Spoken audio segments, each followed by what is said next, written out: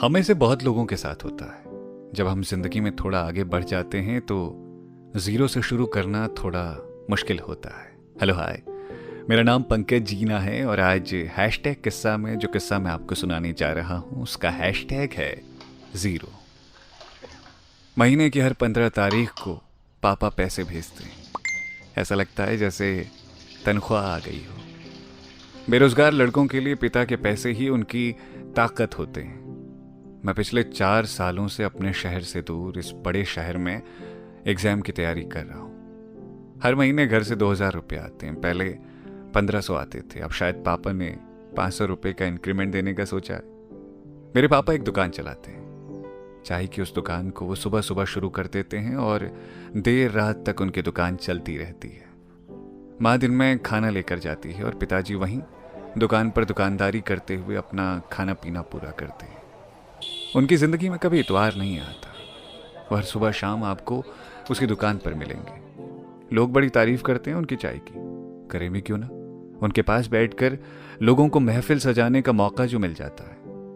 ये चाय की दुकानें हो सकता है बाकी की दुनिया के लिए सिर्फ एक दुकान हो, लेकिन मेरे लिए तो एक जरिया रहा है जिंदगी को जीने का। आज जिस एग्जाम की मैं तैयारी कर रहा हूं वो सब पापा के दिए पैसों से ही तो हो पा रहा है। शाम को बात करते हैं हम लोग।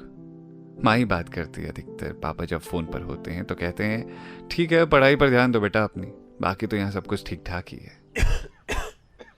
3 बार फेल हो चुका हूँ, हिम्मत भी नहीं हो रही अब कुछ आगे करने की। पता नहीं किस घड़ी में फैसला लिया कि मैं एक सरकारी अफसर बन सकता हूँ। बस कर लिया फैसला और चल दिए रास्ते में। अब जब मैं कई बार हार चुका हूं ना, तब लगता है कि काश यार थोड़ा वक्त दिया होता खुद को। मैं क्या चाहता हूं, मेरा क्या फैसला है, ये तो ख्याल ही नहीं किया कभी। बस लोगों ने कहा तुम पढ़ने में ठीक ठाक हो, तुम्हें एग्जाम्स की तैयारी करनी चाहिए, और मैंने मान लिया।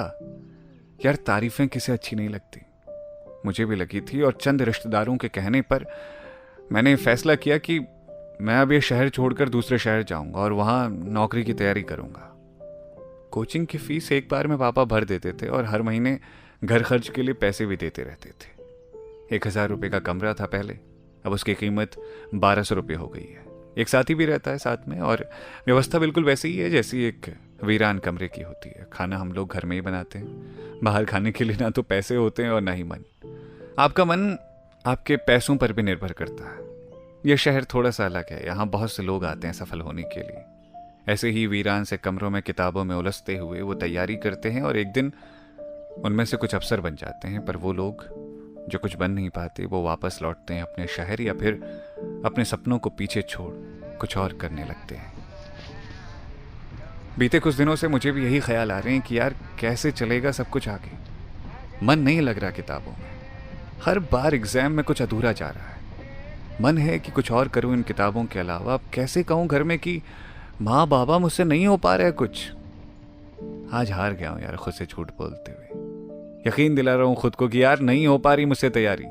ये जो सपने देखे थे ना मैंने, बस सपने ही रह गए हैं। एहसास होने लगा है कि हार रहा हूं मैं। लोगों की तारीफें, उनकी बातें सिर्फ सुनकर निकाल देनी थी यार। क्यों चुन लिया वो रास्ता जहां नहीं जाना था। एग्जाम देने का मन नहीं है अब। समझ आ गया कि इन सब के लिए नहीं बना हूं मैं। सामान बांध लिया है और रूममेट को बता दिया है कि भाई अब जाना होगा। आज सुबह की एक ट्रेन में जनरल की टिकट के सफ़र में अपने शहर जा रहा हूँ। पापा के साथ काम में हाथ बटाने के लिए जा रहा हूँ। उनकी मदद करूँगा और अब ज़ीरो से शुरू करूँगा। एक रेडियो जॉकी ने कहा था कि अगर ज़ीरो से शुरू करने की ताकत हो तो कुछ भी हो सकता है। मैं शून्य की तरफ लौट रहा हूँ। इस बार कुछ खोने का डर नहीं है, बस अब हुनर सीखना है पिताजी के साथ।